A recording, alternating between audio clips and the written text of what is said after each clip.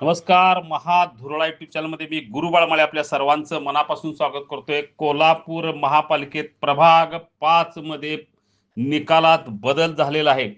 पल्लवी निलेश देसाई या पराभूत होत्या, पण फेर मतमोजणीत त्या विजयी झालेल्या आहेत आणि सरोज सरनाईक यांचा पराभव झालेला आहे.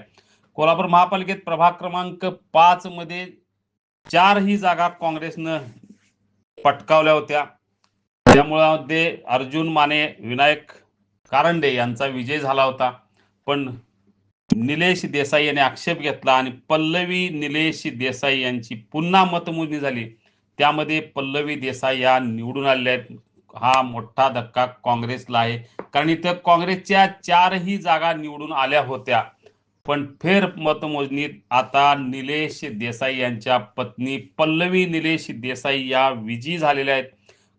एकमेव निकाल जो बदलला हा प्रभाग क्रमांक 5 मध्ये निकाल बदललेला आहे.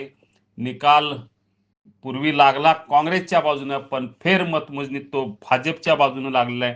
माजी नगरसेविका आहेत पल्लवी देसाई, त्या निवडून आलेल्या आहेत, तशी घोषणा झालेली आहे.